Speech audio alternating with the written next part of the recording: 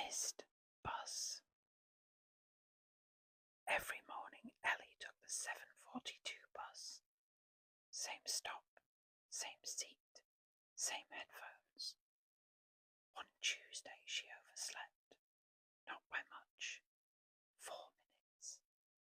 She threw on clothes, ran outside, and watched the bus disappear at the end of the road. Perfect, she muttered. Annoyed, she walked instead. Halfway through town she stopped at a small bakery she'd never noticed before, bought a coffee. Man serving smiled and said she was customer number 100. Her prize was ridiculous. Tiny plastic keyring shaped like a duck. She laughed and clipped it to her bag. At work, her manager called everyone into a meeting.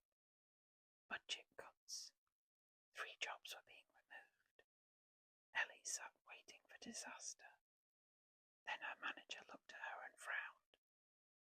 Oh, you're here. Ellie blinked. Apparently attendance had been marked at 8:59. Anyone absent was automatically included in the cuts list. Because Ellie walked instead of taking the bus, she'd arrived through another entrance and been marked differently. She kept her job. Her colleague Sam didn't. Ellie felt guilty. Months later she gave Sam a recommendation that landed him a better job in another city. They stayed friends. A year later, Sam invited her to his wedding. At the reception she sat beside a stranger. They talked all evening. His name was Noah. 3 years later they got married. 10 years later, Ellie sat watching her daughter perform in a school play. Her daughter smiled at her from the stage. Ellie suddenly remembered the stupid duck keyring. After the show, she told Noah the story.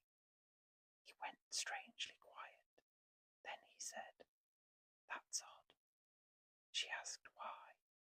Noah explained. 10 years earlier, he'd been driving that exact bus. A truck had run a red light. Nobody died, but Noah had been injured. His fiancée had left him during recovery. If Ellie had caught the bus, she would never have been at Sam's wedding. She never would have met him. Ellie looked at her daughter laughing backstage. All because she overslept by 4 minutes, and because of a tiny plastic duck. The coin. Leo found a pound coin on the pavement. Nothing special. Picked it up and tossed it into a charity collection box outside a supermarket. Then forgot about it. Weeks passed. One evening his phone rang. Unknown number. A woman introduced herself. She said she worked for a local hospital charity. Confused, Leo explained he'd never donated properly. She laughed. Donated the coin that started something. Apparently a little boy saw Leo give the coin. He asked his mother if he could donate too. She posted about it online. Others copied. Fundraiser spread. Thousands raised. Leo thought it was nice. That should have been the end. The woman asked, "Do you remember where you found the coin?" "Didn't," she said. "It belonged to one of our nurses. She dropped it rushing into work. She was late because she stopped to look. While looking, she noticed smoke coming from a parked car. Inside, a sleeping baby. She broke the window, saved the child." Leo stared. She continued, "That baby was a little boy who later saw you donate."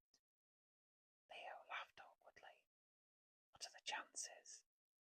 The woman went quiet. Then she said, "One more thing. A nurse wanted to thank him personally." She arrived at the cafe. Leo looked up and froze. It was his mother, the woman who'd given him up for adoption when he was a baby. Neither had known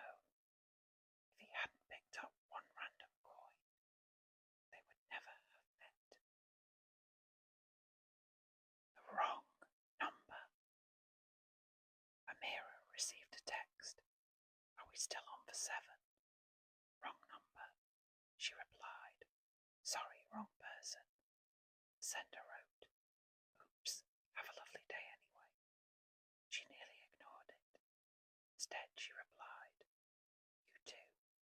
Hope whoever you meant to text turns up. That was all.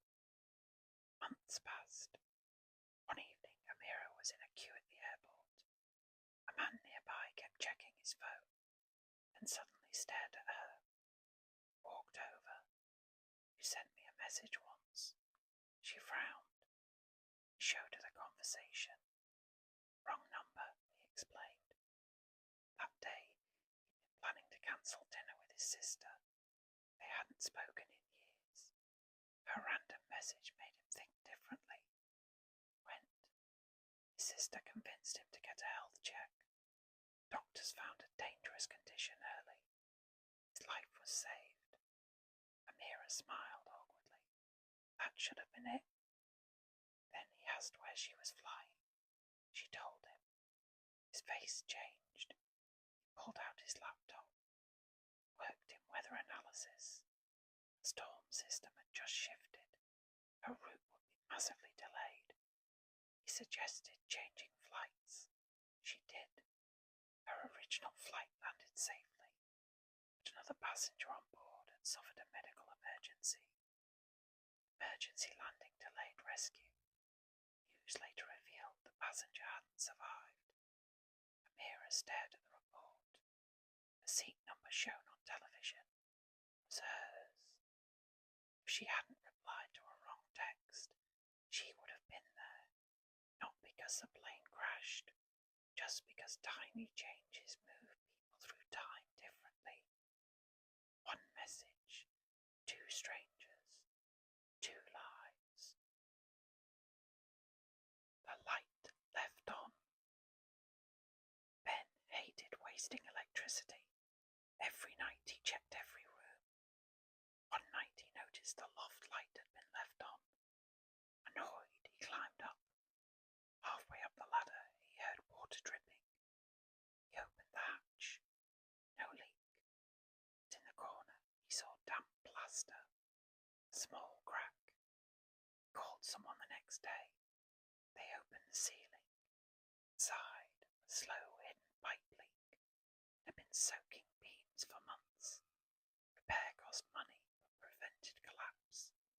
Life moved on. Years later, Ben sold the house. The owners renovated. During renovations, they discovered something else inside the ceiling. A locked metal box. Inside, old letters. The letters belonged to the previous owner. They described a child given up decades earlier. Names, dates, addresses. The story went viral locally. Someone recognized details. The child, now elderly, was alive. A reunion was arranged. News crews came. Ben watched on television. The reunited family thanked everyone involved. One woman stood crying and laughing. Ben's wife suddenly dropped her tea. She whispered, That's my grandmother. Nobody in her family knew. Her grandmother had spent her entire life believing she'd been abandoned. Instead, she'd been searched for. Ben looked up at the ceiling, all because somebody forgot to turn off a loft light. Tiny things move mountains. You just don't always see